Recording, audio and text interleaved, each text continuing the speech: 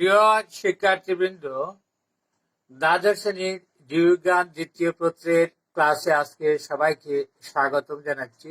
আশা করি সবাই ভালো আছো। আজকে আমরা পড়ব জীববিজ্ঞান দ্বিতীয় পত্রের অধ্যায় দ্বিতীয় হাইড্রা নিয়ে আলোচনা করব।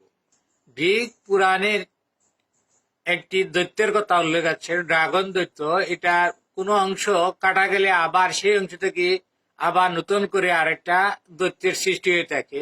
ঠিক অনুরূপ ভাবে হাইড্রার কোনো অংশ নষ্ট হয়ে গেলে সেখান থেকে আরেকটি নতুন হাইড্রার জন্ম হয়ে থাকে, অর্থাৎ হাইড্রার পুনরাবৃত্তি হয়ে থাকে, পুনরুৎপত্তি হয়ে থাকে। এই কারণে এটা এই ড্রাগন দৈত্যের নাম অনুসারে এটাকে নামকরণ করা হচ্ছে হাইড্রা। হাইড্রা দ্বিস্তরীর প্রাণী, সাধারণত এক্টোডার্ম আর এন্ডোডার্ম এই দুই স্তরে নিয়ে হাইড্রা গঠিত। হাইড্রা স্বাদু পানির কোনো কিছুর সাথে লেগে পাষাণ অবস্থায় ঘুরে থাকে। আর হাইড্রা সাধারণত মাংসাশী প্রাণী এবং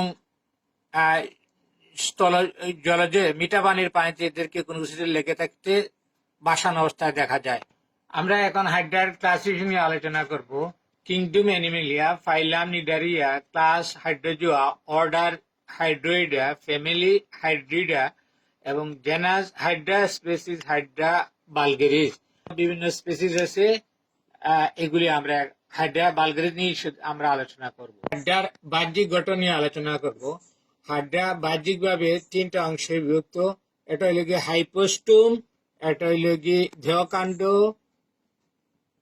আর একটা হলো গিয়ে পাদতল। আমরা এই একটা হাইড্রার বিভিন্ন অংশ চিহ্নিত চিত্রের মাধ্যমে দেখাচ্ছি। হাইপোস্টুম, দেহকাণ্ড,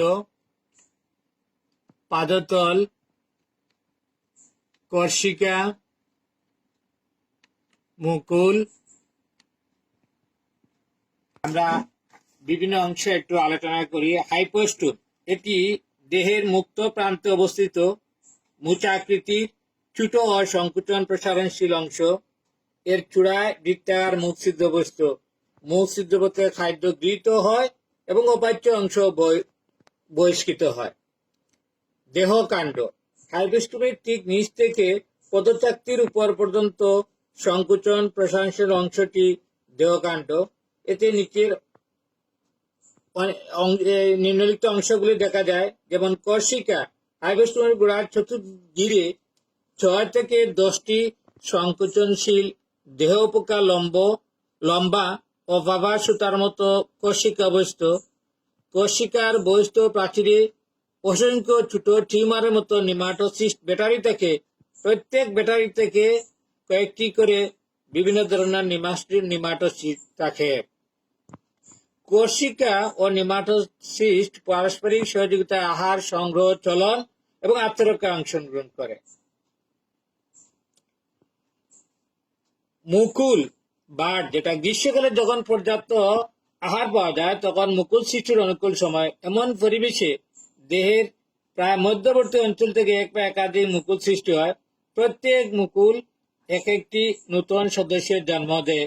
মুকুলোদ্গম হাইড্রার অন্যতম যৌন জনন পদ্ধতি। এরপরে এই দেহকাণ্ডে যৌনাঙ্গ তৈরি হয়। হেমন্ত শীতকালে দেহকাণ্ডের উপরের অর্ধাংশে এক বা একাধিক কোণাকার শুক্রাশয় এবং নিচের অর্ধাংশে এক বা একাধিক গোলাকার ডিম্বাশয় নামক অস্থায়ী যৌনাঙ্গ দেখা যায়। যৌনাঙ্গ যৌন জননে অংশগ্রহণ করে। দেহকাণ্ডের নিম্ন প্রান্ত বস্তু গুল ও চাপা অংশটি পাদচাকতি বা পাদতল। পাদচাকতি থেকে করিত আটালো রসের সাহায্যে প্রাণী কোনো তলের সাথে লেগে থাকে। এই চাকতি বুদবুদ সৃষ্টির মাধ্যমে এই হাইড্রাকে পানিতে বাঁচতে সাহায্য করে। চাকতির কণাপথ গঠনের কৃষি সাহায্যে গ্লাইডিং চলন সম্পন্ন হয়ে থাকে। এখন হাইড্রার চলন নিয়ে আলোচনা করবো। এই চলনটা হাইড্রার একটা ইম্পর্টেন্ট টপিক। আমরা চলন কি সেটা আগে জানি। যে প্রক্রিয়া জীবদেহ জৈবিক প্রয়োজনে নিজ চেষ্টায় স্থানান্তরিত হয় তাকে চলন বলে। হাড্ডার বিভিন্ন ধরনের চলন আছে। 1 ভাষা, 2 সাঁতার, 3 হামাগুড়ি চলন, 4 ডিগবাজি চলন, 5 এমিবয়েড চলন, 6 ক্রমসংকুচন চলন, 7 দেহ সংকুচন প্রসারণ চলন, 8 নতমুখী চলন, আর আরেকটা আছে সংকুচন প্রসারণ। এখানে হামাগুড়ি চলন যেটা, সেটা আরেকটা নাম হচ্ছে কি লুপিং, আর ডিগবাজি চলন আরেকটা নাম হচ্ছে কি সমারসেটিং। এটা অনেক সময় লুপিং বা সমারসেটিং এর কথা আসে, সেটা আমরা খেয়াল রাখবো। এটা কিভাবে চলে আমরা সেটা জানি। পদতলের বস্তীয় কোষ থেকে গ্যাসীয় বুদবুদ সৃষ্টি হয়, আর এই বুদবুদ হাইড্রাকে পানির উপর বেলার মতো বাসিয়ে রাখে এবং এই বেশে বেশে এরা চলে। এরপরে আসো আমরা সাঁতার, সুইমিং কিভাবে হাড্ডা চলে, কোষীয়লকে ডের মতো আন্দোলিত করে সাঁতার কাটে। এরপরে আসো আমরা পরের একটা জিনিস নিয়ে, হামাগুড়ি দিয়ে চলন, লুপিং। এখন এটা ভালো করে খেয়াল রাখবে, এটা লম্বা দূরত্ব অতিক্রম করতে হাড্ডা এই চলন অনুসরণ করে। এটা শুয়া পোকার মতো এটার গমন। এটা দেহকে বাঁকিয়ে মৌখিক তলকে বৃত্তির কাছে নিয়ে আসে। কোশিকা নিমাটোসের সাহায্যে বৃত্তিতে আটকে ধরে, আবার কোশিকা পদচাকতিকে বর করে আবার সোজা হয়ে যায়। এইভাবে এই লুপিং এ কোশিকা সবসময় সম্মুখভাগে থাকে আর পদচাকতি সবসময় পিছনে দিয়ে থাকে। আর এই চলনে শুধুমাত্র একটি মাত্র লুপ সৃষ্টি হয়ে থাকে। এই চলনটি ভালো করে আত্মস্থ করব।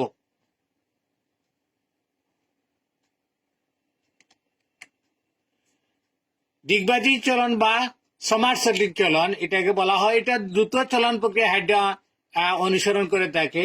দেহকে বাঁকিয়ে মৌখিক তলকে বৃত্তির কাছে নিয়ে আসে, আবার কোশিকার উপর বর দিয়ে দেহকে সোজা করে, আবার পদতলকে বাঁকিয়ে বৃত্তিতলকে স্পর্শ করে, আবার পদতলের উপরে বৃত্তি করে দাঁড়িয়ে কোশিকা সোজা করে। এইভাবে একবার কোশিকা সামনে, একবার কোশিকা পিছনে, এইভাবে একবার এটা চলনে দুবার লুপ সৃষ্টি করে থাকে। আর কোশিকা একবার সামনে থাকে, একবার পিছনে থাকে। পদচাকতি একবার পিছনে, একবার সামনে থাকে। আমরা এই প্রক্রিয়াটি ভালো করে আত্মস্থ করব। সমারসেটিং চলন এবং লুপিং এর মধ্যে কি পার্থক্য আছে সেটা এখান থেকে আমরা জেনে নিব। সাধারণত কণাপথ সৃষ্টির মাধ্যমে অ্যামিবা কিতা করে, অ্যামিবার চলন হাইড্রা অনেকটা কণাপথের সাহায্যে অ্যামিবার মতো চলন সম্পন্ন করে। চলনকে বলা হচ্ছে কণাবদ্ধ চলন বা গ্লাইডিং। সাধারণত বহিঃস্থ কোষীয় থেকে পিচ্ছিল রসকরণ করে পরবর্তী স্থান থেকে প্রকৃত কোষীয় কণাবদ্ধের অ্যামিবাদের চলনের সাহায্যে দেহটি অত্যন্ত ধীর গতিতে মসৃণ তলে খুব সামান্য দূরত্ব স্থানান্তরিত হয়। প্রক্রিয়া হাইড্রা দেহকে মুক্ত করে হাইড্রা দেহকে মুক্ত করে দেহ প্রাচীরের পেশি আবরণী কোষের সংকুচন ও প্রসারণের মাধ্যমে দেহের আকার দ্রুত খাটো ও লম্বা করে ফলে এক ধরনের চলন সৃষ্টি হয়।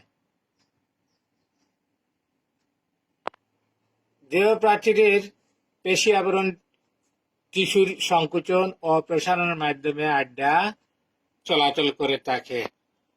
নতমুখী চলন, দেহের বার কোশিকার উপর রেখে কোষকে পায়ের মতো ব্যবহার করে হাইড্রা চলে থাকে। এ ধরনের চলনকে সাধারণত নতমুখী চলন বলা হয়ে থাকে।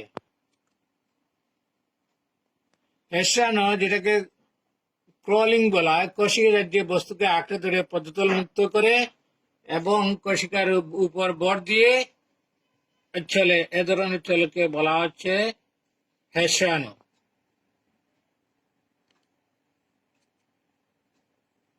শিক্ষার্থীবৃন্দ, হাইড্রার গঠন চিত্র এঁকে তোমরা এটা লেবেলিং করে শিখবে এবং হাইড্রার চলন, বিশেষ করে লুপিং এবং সমারসেটিং চলনটি চিত্রে এঁকে ভালো করে আত্মস্থ করবে। আজকের ক্লাস আমাদের এখানেই শেষ। সবাইকে ধন্যবাদ।